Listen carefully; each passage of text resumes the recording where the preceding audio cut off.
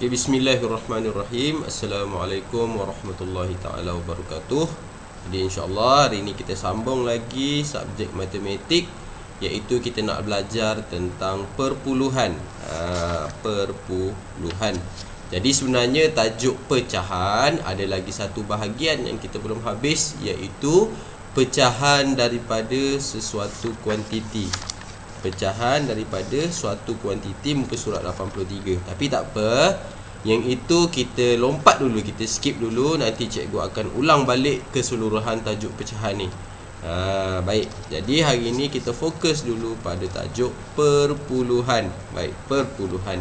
Sebelum kita nak belajar, kita kena tahu apa itu perpuluhan. Baik, perpuluhan adalah apa-apa nombor yang ada titik.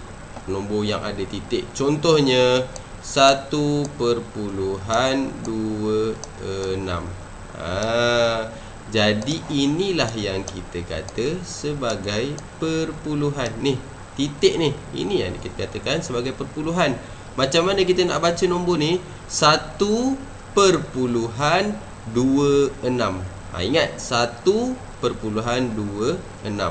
Bukan 1.26. Salah contoh lain, 12.34. Okey, 34. Baik. Macam mana cara bacaan dia? 12.34. 12.34. Nampak? Yang depan kita sebut macam biasa, yang selepas perpuluhan kita akan sebut nombor itu satu persatu. Kita bukan sebut 34, kita sebut 34. Baik. Jadi sekarang kita nak belajar macam mana kita nak tambah dan tolak perpuluhan. Apa itu tambah dan tolak? Macam mana nak tambah? Contoh, awak tengok pada muka surat 86 tambah perpuluhan. Baik. Untuk dalam buku teks awak, dia ada tunjuk dua cara. Cara yang pertama adalah bentuk lazim. Cara yang kedua, dia macam bagi satu kamu garis. Garis kecil-kecil.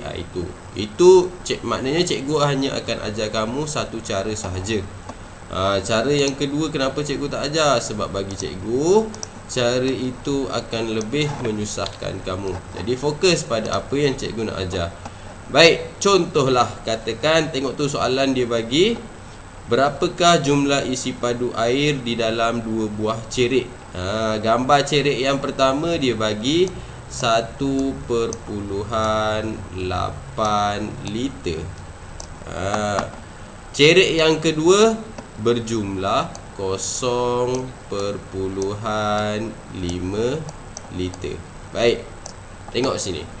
Apabila dia tanya jumlah kedua-dua cerik, ini cerik A, ini cerik B, maka dia kata nak tahu jumlah keseluruhan, bermakna kita kena tambah kedua-dua nilai ini. Baik, macam mana kita nak tambah dalam bentuk lazim? Caranya, tengok cikgu tulis baik-baik. 1.8 tambah dengan 0.5. Baik, 0.5.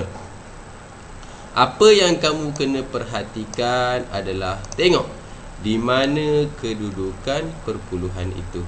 Nampak? Kamu mesti susun dalam bentuk lazim.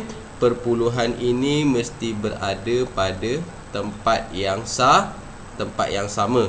Kamu jangan buat macam ni. Ini yang salah ini salah. Contohnya kamu buat 1.8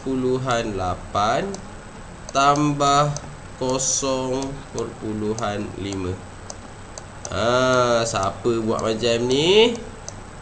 Memang cikgu bagi dia salah. Faham? Okey. Yang pertama sekali, kamu kena letak pada kedudukan yang betul. Baik. Selepas kamu dah letak pada kedudukan yang betul, kamu buat sahaja penambahan seperti biasa. 8 tambah 5 sama dengan 13. Ingat, apabila hasil tambah dapat 2 digit, contohnya kita dapat 8 tambah 5 adalah 13. Ini adalah nombor 2 digit, 1 digit, 2 digit. Baik, apa yang perlu dilakukan? Seperti biasa, 3 di bawah, 1 di atas, kemudian tambah sahaja seperti biasa. 1 tambah 1 tambah sifar sama dengan 2. Perpuluhan nak letak di mana? Letak pada kedudukan yang selari dengan soalan tadi. Di mana? Di sini. Tengok, perhatikan baik-baik. Perpuluhan mesti duduk dekat tempat yang sama. Baik. Jadi kamu dah kira-kira, kamu akan dapat jawapan 2.3. Baik. Ini untuk masalah tambah. Macam mana pula kalau kita nak buat tolak? Nak buat tolak susah ke nak buat tolak? Tak susah. Sama sahaja. Contohnya, kamu tengok pada muka surat 88. Tengok muka surat 88, dia ada bagi gambar rambutan. Berat rambutan tu berapa? 12.6 kilogram. Kemudian rambutan itu telah pun dibeli oleh seorang budak. Ya, dia beli berapa banyak? Dia beli 2.5 kilogram. Okey, awak tengok sini. Jumlah keseluruhan buah rambutan yang dijual adalah 12. Bukan dijual. Jumlah keseluruhan rambutan yang kedai itu ada sebanyak 12.6 kilogram. Kemudian datang seorang budak beli 2.5 kilogram. Jadi soalan dia, berapakah jisim rambutan yang belum dijual? Apa maksud jisim? Jisim adalah berat. Jadi kita nak tahu berapa berat yang belum dijual. Okey, jadi maksudnya di sini berlaku pengurangan. Bila berlaku pengurangan, kita kena tolak. Baik, tengok di sini. Macam mana kita nak susun dalam bentuk lazim? Sama sahaja. 12.6 tolak dengan 2.5. Okey, nampak ni? Apa yang kamu perlu tekankan dan kamu perlu perhatikan, tengok di mana kedudukan perpuluhan itu, di mana tempat titik itu berada. Pastikan dia berada pada kedudukan yang sama. Nampak ni? Sekejap, cikgu ambil pen warna lain sekejap. Okey, tengok ni. Di sini. Nampak tu? Kemudian apabila jawapan juga perlu pada kedudukan yang sama. Jadi perpuluhan perlu berada di sini. Kemudian kita tolak sahaja seperti biasa. Kita tolak sahaja seperti biasa. Tengok, 6 tolak 5 sama dengan 1. 2 tolak 2 sama dengan 0. 1 tolak 0 sama dengan 1. Jadi inilah jawapan akhir kamu, iaitu 10.1 kilogram. Okey, ingat apabila soalan ada unit, ini kita panggil unit, jawapan juga mesti ada unit. Kalau kamu tulis 10.1 saja, cikgu akan bagi kamu salah. Okey, kalau soalan ada unit, kamu kena bagi jawapan pun kamu kena berikan unit. Kalau soalan tak ada unit, tak perlu berikan unit. Okey.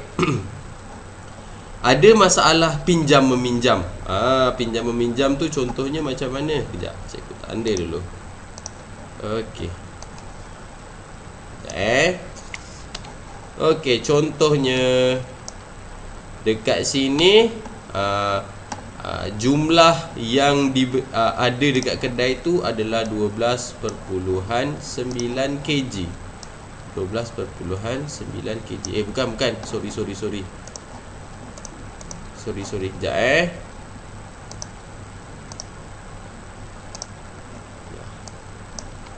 Okey, contohnya dekat kedai tu tadi dia cuma ada 12.9 Okey, kita sambung.